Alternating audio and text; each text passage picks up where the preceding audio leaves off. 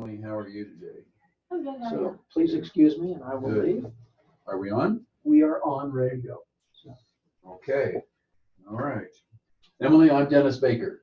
Nice to meet you. You too. Would you be more comfortable with the door pushed closed, or are you okay with it? Doesn't matter. All right, very good. Let me take just a second here, because you being my third interview, do you have a copy of your resume? Yes. I happen to have Michael's feedback to you, but not the final one. Excellent. And do you want my cover letters? Please. I'll give these back to you if you need them. And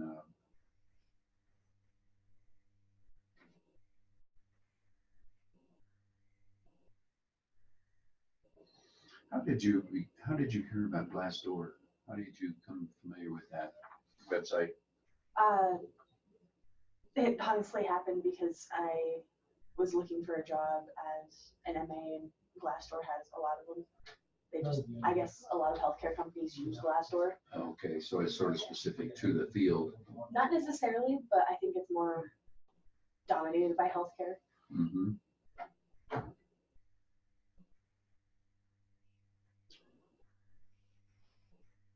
And you anticipate graduating in 2018 in September, hopefully? Hopefully. I don't know exactly because class schedules and everything. Right, you have to fit it in when it's offered. Mhm. Okay, you worked at Mercer Commons. Care.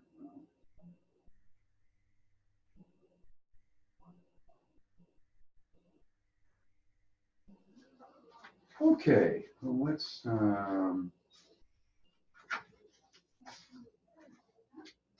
was gonna say, let's begin, but I'm not quite ready to begin yet. Okay, let's see, this is the job posting. Here is my interview questions. Emily Anderson.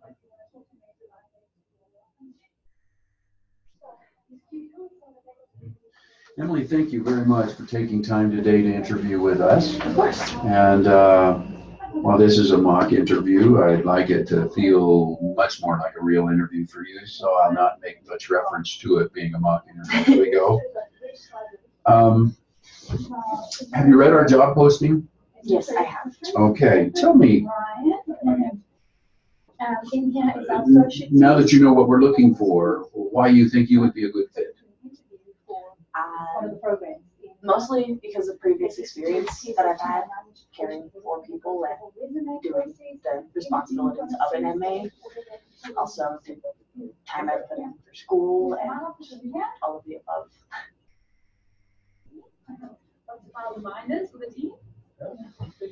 Oh my goodness. Why'd you choose the field of medical assisting?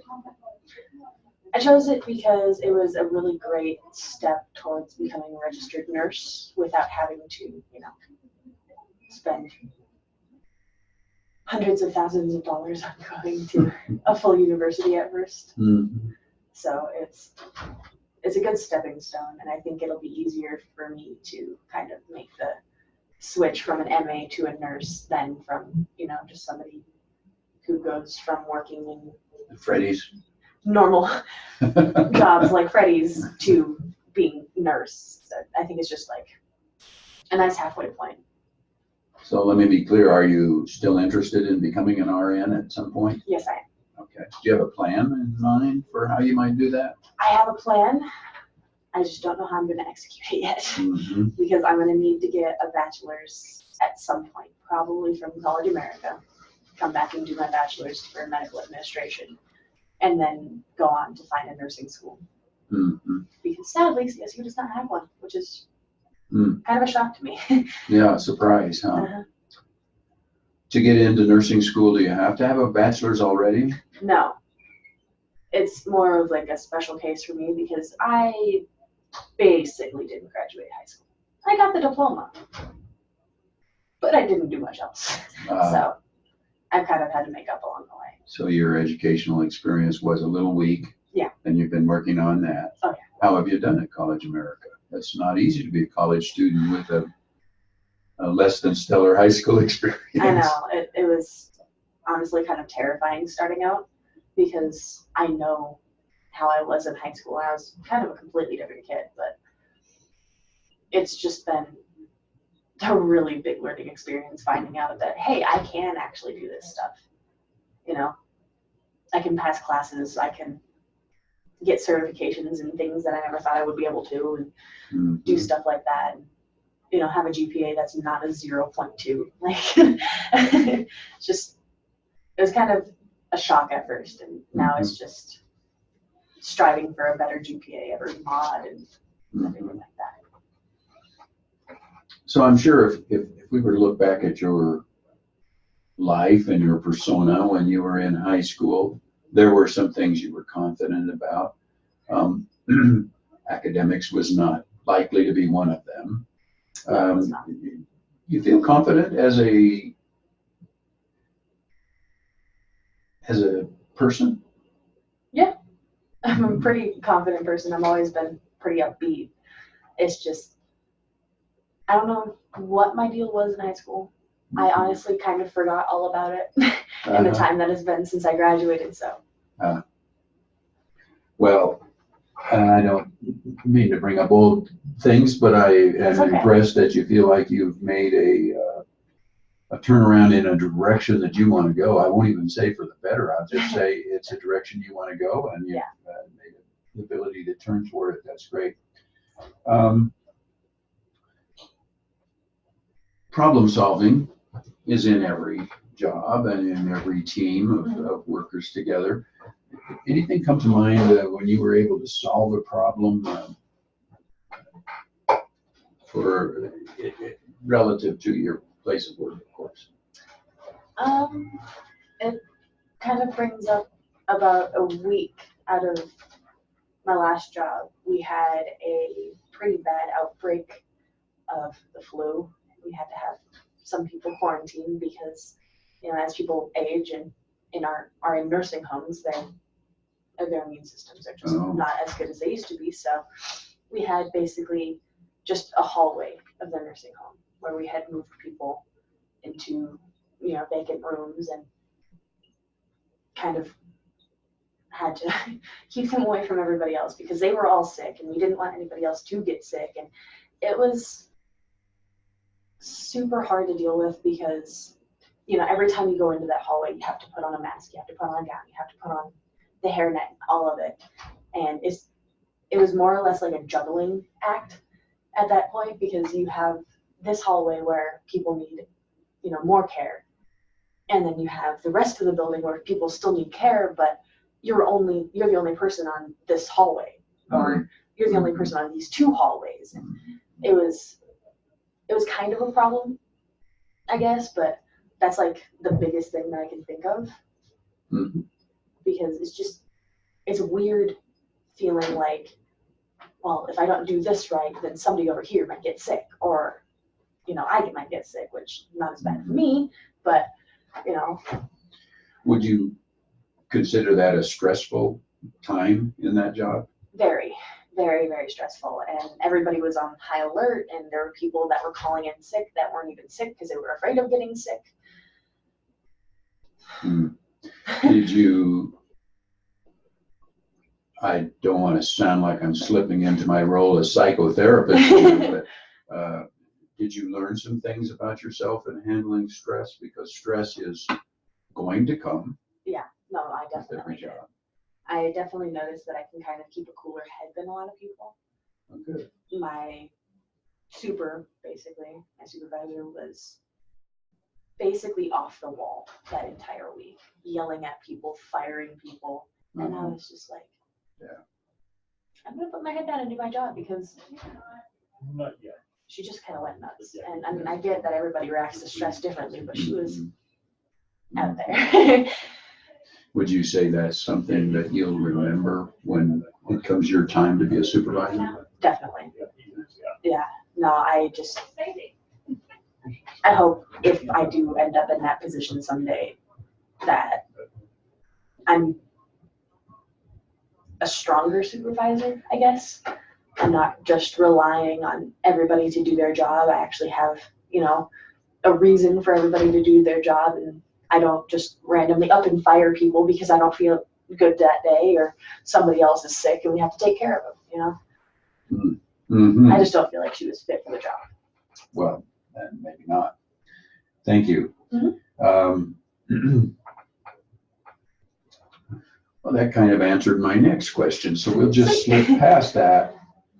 Let me take a look at your resume real fast here, because I know often with resumes, I do it. You just handed it I to think me. it's under the cover. Is it under the cover letter? Oh, it is. There it is. Of course. I recognize a resume when I see one. Sure.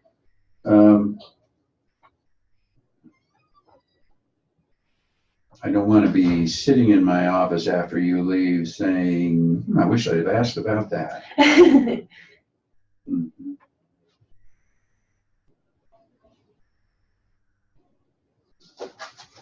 Tell me about geriatric care and working with people who are suffering significant limitations. How do you adjust? How do you feel about working with older patients?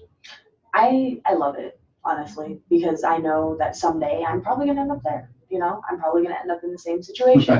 So I want to make a difference in somebody else's life, hoping that, you know, some good karma comes my way and I have a nice, you know, personal care provider that does the same thing for me. And I just, on my lunch breaks, actually, I would sit with, you know, whatever resident was kind of just not doing anything or just needed somebody to talk to. And I hear all these super amazing stories. I loved it. It is a very stressful job because, you know, their lives are kind of in your hands. It's not as severe as hospice care necessarily, but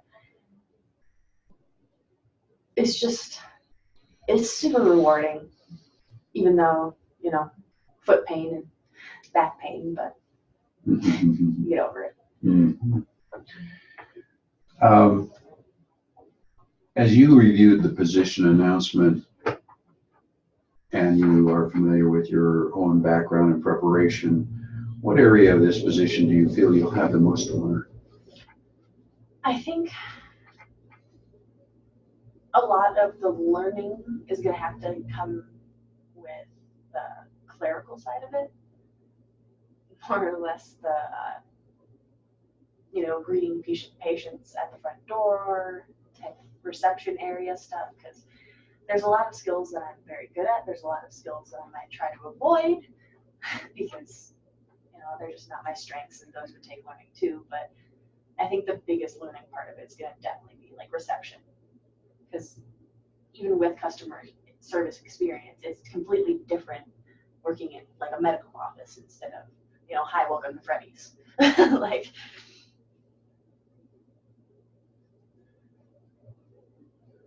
Or people my age, hi, welcome to Walmart. yeah. Would it be possible for us to see a college transcript? Okay. Is it something you think you could get from your college? Yes. Okay. Is it possible to have, would you be able to send us a letter of recommendation from a former employer or coworker? Yes, I would. Okay, all right.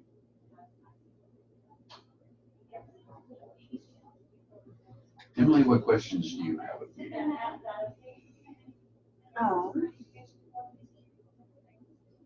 What would the next step in this process be?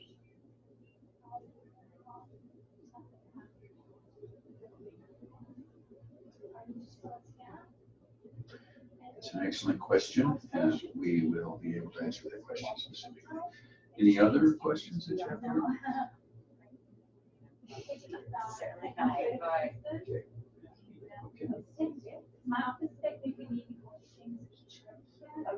Well, Emily, in terms of next step, we will, as soon as we've completed our interviews, we will be in touch with you. If you've not heard from us by this time next week, please call. Okay. And thank you very much for doing me the honor of letting me interview you and read your materials. Now, I know we're still on the camera, but Yeah. before you go, let me give you just a little bit of feedback on the interview.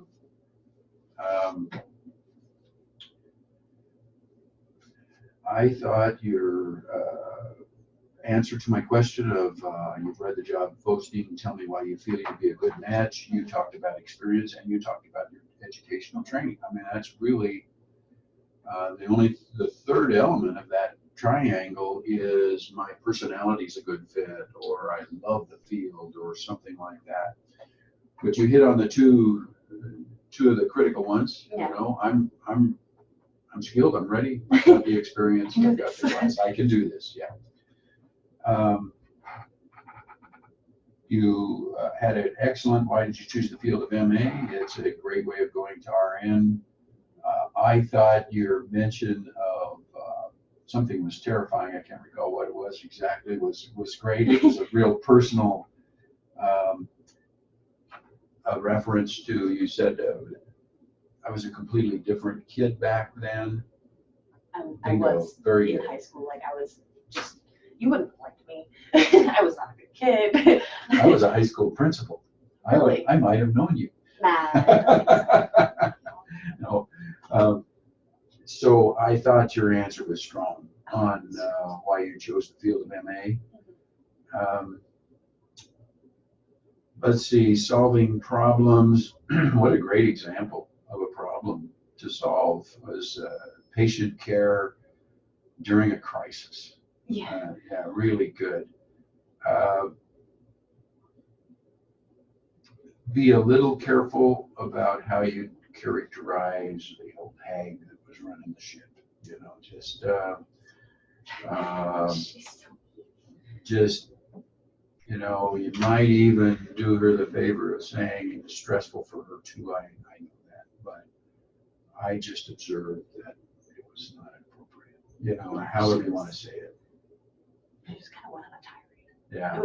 It was scary. It was. Well, I'm sure it was, but you want to be a little bit careful about how you describe her to somebody who might be your supervisor or knows your supervisor pretty well. Definitely. Let's see, teamwork and compatibility. That was the question you had already answered with me without me asking it. From the resume, I asked about your geriatric, really strong answer. You talked about, I love it, emotionally connected. Oh, yeah. You mentioned it's stressful. Great to do that. You know, it's stressful, but I still love it. It's rewarding. It is. Those are really strong answers. A little bit about, as you reviewed the position announcement, job description, what area do you feel you have the most to learn? You will see on the video if you watch it, probably in the clerical reception end of things, there are some things I will avoid. No, don't do it that way. Yeah. You'll think of a better way to say that. I heard it as it was coming out. I just kind of rolled with it. Yeah. Oh, yeah. Well, and in truth, that's the way you feel. Yeah. There are some things that right now I might like to avoid. Yeah. Really, it'd be better to describe, because that's really what the question is asking. Mhm. Where do you feel stronger and where do you feel weaker? Got it. You know, I don't feel as strong in the area of reception. I just haven't had that experience. But I'm growing in my confidence with the public. And even if it's a little bit uncomfortable, I'm anxious to do whatever I'm asked to. Yeah. Okay, so now let me tell you do you have questions for me? The very same thing I tell everybody else. It's almost as if I was teaching a class and Michael will say, hey, that's my area, not yours. If you ask a question, and you did, it's a great question. What's the next step in the process? Mm-hmm. Go one step further yourself and say, and that's important to me because. Got it. Sometimes the first question and the last question of an interview are just questions interviewers feel like they got to ask. Tell me why you think you're a good fit for this job. Yeah. And then at the end, do you have any questions for me? Yeah. And they're busy, they're looking at their watch, they're looking at their computer, they're da-da-da-da-da. But if you say, yeah, there is a question I'd like to ask you and it's important to me. Mhm. Bingo, okay. That catches Let my me, attention. I can tell you, I'm gonna take the time with you then if it's important to you. And of course, the next step in the process is important to me because I'm engaged actively in looking for a job. And I wanna do what I can to be the best candidate for you. Yet I need to know when I've waited too long and when can I call you back? And that sort of follow-up. I really think that strengthens your position with the interviewer because it says, I really would like this job. Okay. Emily, thank you very much. Yeah. I'll give my notes to Michael, but he'll see it for himself on there. And I wish you good luck the rest of the way. It's a pleasure. I love interviewing people who feel like their lives have moved in a positive direction and that things are going better for you. Yeah. One of these days you'll get to the eye doctor and get that arm fixed. I know, I was so worried about it. I just noticed it. I was honestly debating just taking them off and pretending like I don't actually wear glasses, but I am so blind. Oh, you're so blind. You'd be looking around saying, where are you? I hear your voice. Oh, gosh. Well, good luck to you, okay? Thank you so much. Sure.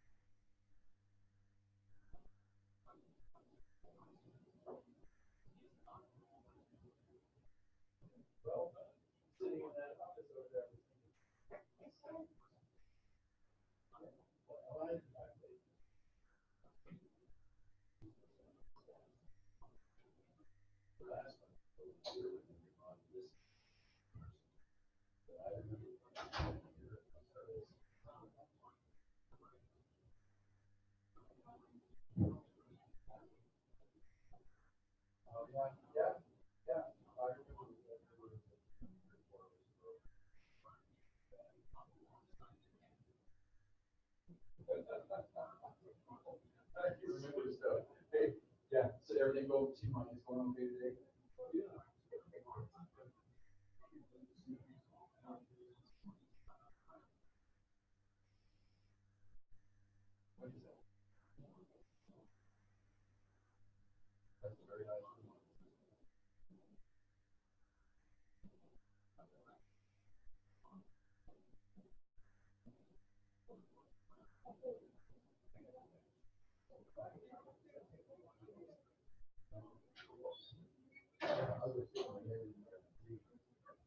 I was just headed your way.